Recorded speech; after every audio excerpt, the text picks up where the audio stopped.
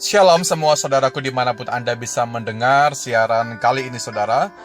Izinkan saya berbicara kepada semua saudara tentang bagaimana kita bersama-sama belajar untuk menjaga bagaimana perilaku kita supaya kedapatan bersih, baik itu melalui perkataan kita, perbuatan kita, bahkan semua sikap-sikap yang keluar daripada kehidupan kita, kedapatan bersih. Jadi kita punya integritas, apa yang ada di hati kita, apa yang kita bicarakan itu sama seperti apa yang Anda lakukan. Nah, hari-hari ini banyak orang seringkali menjaga satu kebersihan, tentunya hubungannya dengan bagaimana penyebaran COVID-19. Orang seringkali menjaga kebersihan, dia bisa cuci tangan berkali-kali, ya tiap kali dia menyentuh apa, dia selalu bercuci tangan. Dia berharap supaya tidak ada penyebaran virus yang terjadi atau yang dia alami. Seringkali kita manusia menjaga bagian-bagian fisik kita, tapi acap kali kita lupa bagian hati kita seringkali nggak bisa terkontrol. Seringkali perbuatan kelakuan kita tidak sama seperti firman Tuhan. Dengan kata lain, hidup kita tercemar dengan perilaku-perilaku dunia. Firman Tuhan berkata dalam Amsal pasal 20 ayat yang ke-7, orang benar yang bersih kelakuannya, berbahagialah keturunannya. Alkitab mengatakan bahwa setiap pribadi, siapapun kita, orang-orang yang hidupnya benar, hidupnya bersih, kelakuannya, perbuatannya sesuai sama dengan firman atau kebenaran, maka dia akan dikatakan menjadi orang-orang yang berbahagia. Bukan cuma dalam masanya dia mengalami kebahagiaan, tetapi generasi berikutnya pun akan mengalami yang namanya kebahagiaan, saudaraku. Kita melihat bersama-sama bagaimana sesungguhnya tanggapan kita mengenai orang-orang yang seringkali berkata miring tentang sesuatu.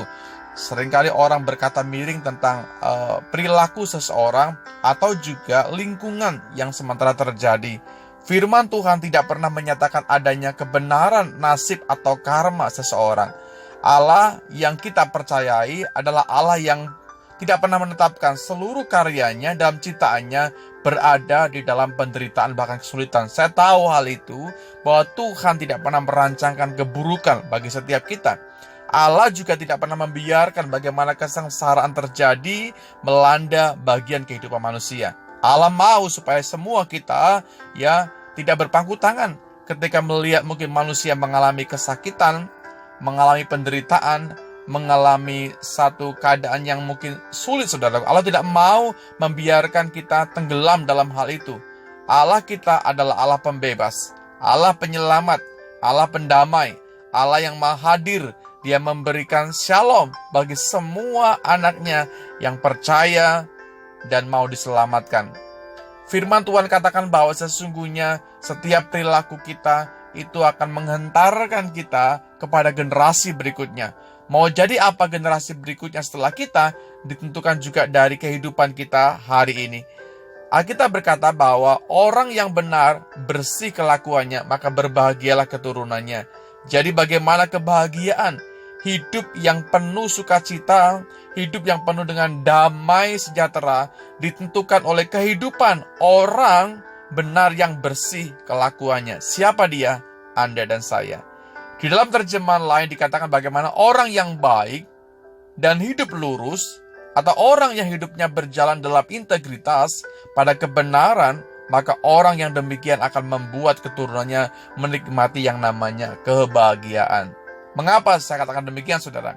Karena begini, karena anak-anaknya melihat langsung bagaimana orang tuanya menjalani hidup di dalam kebenaran, hidup yang bersih kelakuannya, itu bukan hanya dalam kata-kata atau hanya mungkin teori saja yang diajarkan, yang diberitahukan kepada anaknya, melainkan bagaimana dilakukan di dalam kehidupan sehari-hari melalui perkataan dan juga melalui perbuatan. Jadi bagaimana kehidupan kita akan menghasilkan sebuah generasi yang lebih baik lagi dimulai dari kehidupan setiap kita. Ketika Anda berkata-kata yang baik, maka generasi berikutnya pun akan mencontoh, akan meniru kehidupan setiap kita. Ketika Anda memberikan satu perbuatan-perbuatan yang baik yang dapat diteladani oleh keluargamu, maka generasi berikutnya pun setelah kita bagaimana akan menjadi generasi yang luar biasa.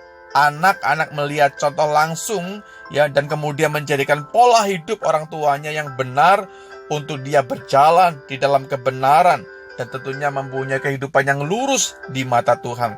Dan endingnya adalah bagaimana kebahagiaan ditentukan karena melakukan kebenaran, bukan karena mungkin kita percaya kepada nasib. Saya tahu bahwa di dalam kekristenan kita bukan berbicara soal nasib atau juga garis tangan, saudaraku.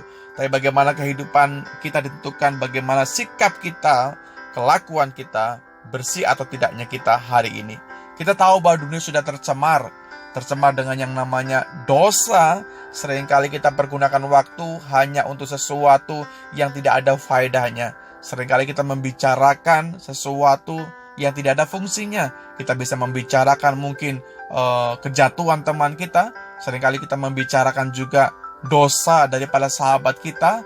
Seringkali kita membicarakan situasi yang mungkin runyam hari-hari ini. Tapi seberapa banyak di antara kita yang mari bersama-sama dalam perkumpulan kita mendoakan teman kita, ya, mendoakan situasi yang terjadi, bahkan juga hidup kita benar-benar sesuai kembali kepada firman Tuhan.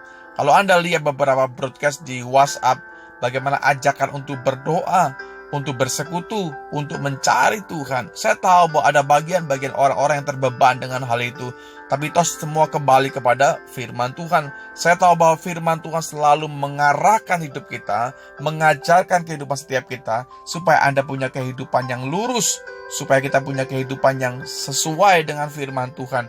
Dan kita tahu bersama di endingnya, di akhir daripada apa yang kita lakukan asal Anda bersih di mata Tuhan, maka ada kebahagiaan yang Anda alami. Bahagianya kita, sukacitanya kita, karena Anda sementara melakukan sesuatu yang berkenan di mata Tuhan. Saya tahu bahwa Tuhan tidak pernah berdusta.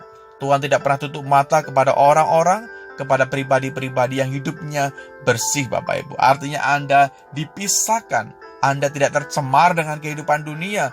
Mungkin orang lain bisa berbuat salah, berbuat dosa, dan mereka sepertinya enjoy dengan apa yang dia lakukan. Tapi Anda tetap menjaga kelakuan, tetap menjaga kehidupan bersih di mata Tuhan.